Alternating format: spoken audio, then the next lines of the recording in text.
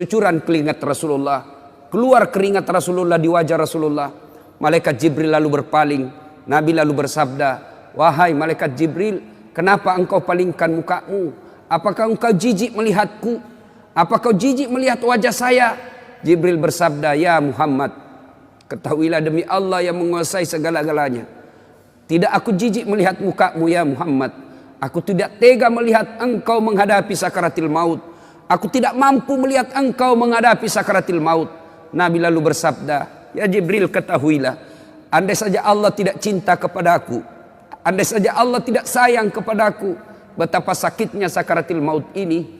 Tapi aku mohon kepada Allah, ya Allah, jangan engkau timpahkan sakitnya sakaratil maut ini kepada umatku. Bebankan seluruh penyakit sakaratil maut ini, bebankan seluruh sakitnya sakaratil maut ini hanya kepada aku. Jangan engkau berikan umatku ya Allah."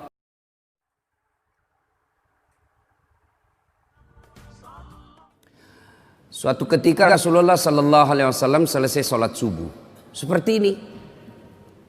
Tiba-tiba Rasulullah naik ke atas mimbar dan pidato. Saudara-saudara sekalian, bertahun-tahun sudah kita dakwah menyebarkan Islam. Siang malam, suka duka, kita lewati untuk menyiarkan agama Allah. Mungkin sepanjang perjalanan bersama kalian, ada di antara kalian yang pernah aku sakiti perasaannya. Saya mohon, sebelum akhirnya berakhir kehidupan ini, saya minta di antara kalian ada yang pernah saya sakiti, ajungkan tanganmu. Saya minta kalian membalas. Lebih baik hari ini daripada hari pembalasan kelak. Suasana hening.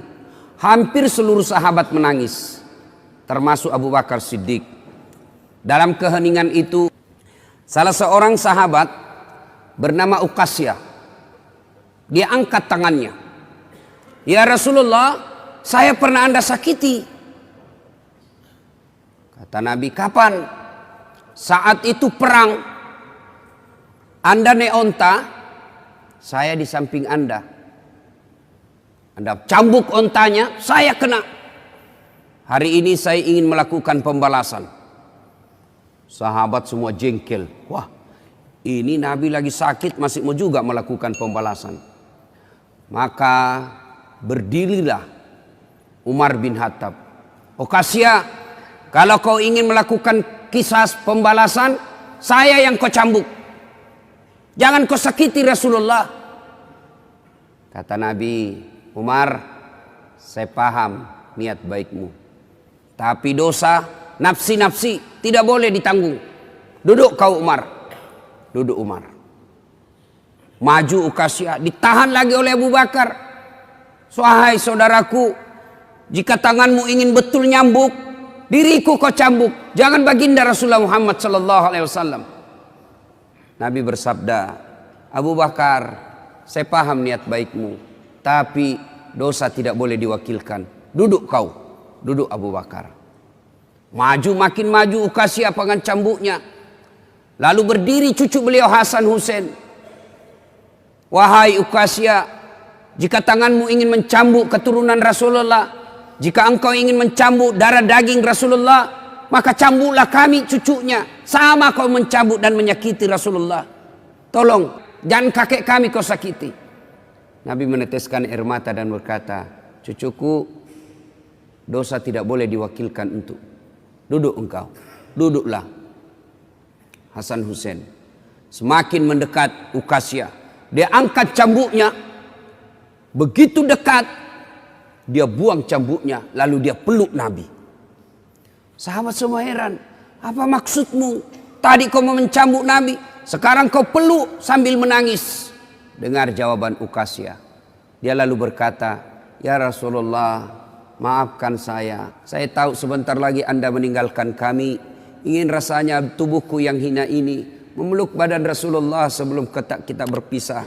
Kalaupun kelak nanti kita berpisah, di akhirat tentu kita berbeda tempat. Ya Rasulullah, rindu rasanya kulit saya ini menyentuh Rasulullah." Lalu Rasulullah bersabda, "Saudara-saudara sekalian, jika engkau ingin melihat sahabatku di akhirat kelak, lihatlah ini.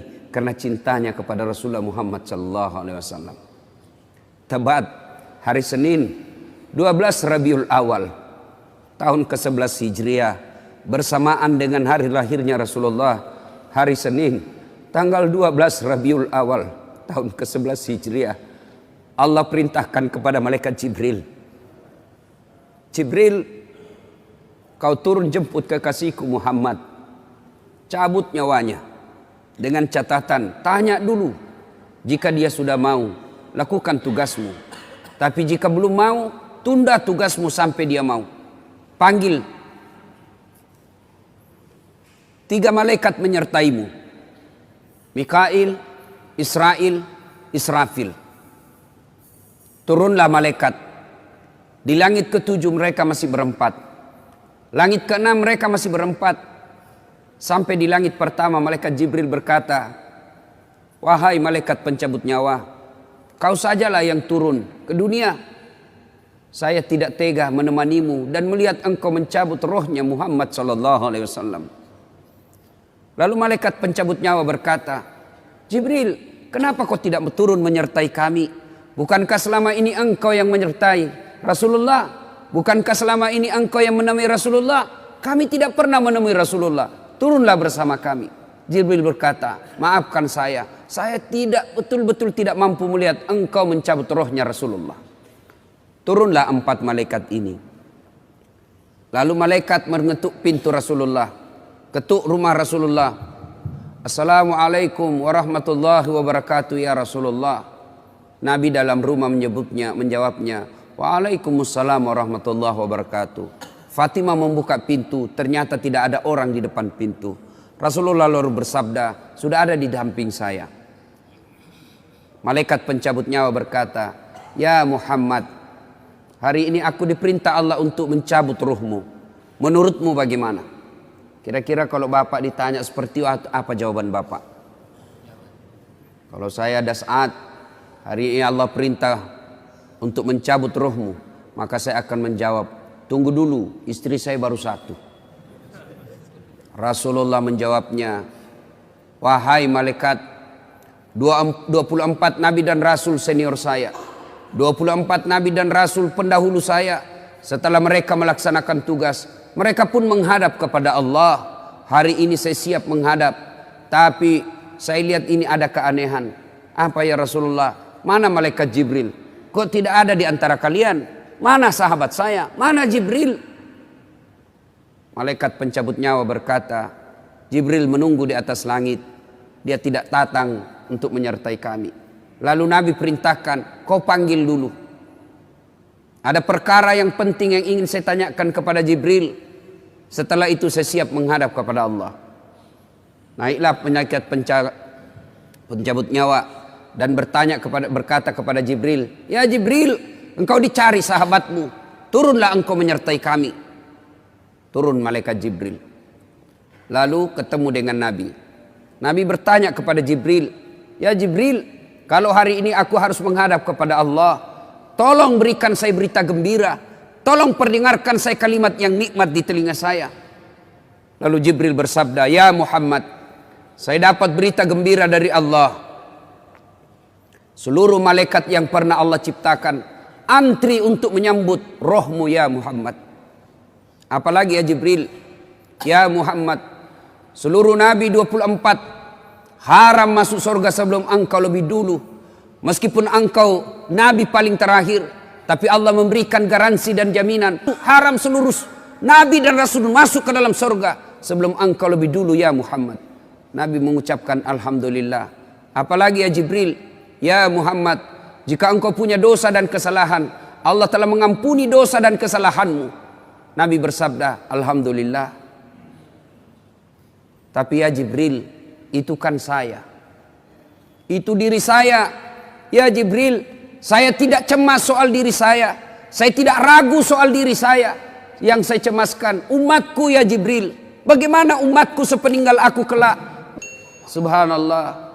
Nabi tidak mencemaskan anaknya, Nabi tidak mencemaskan istri beliau, Nabi tidak mencemaskan keluarga beliau. Yang beliau cemaskan umatku ya Jibril.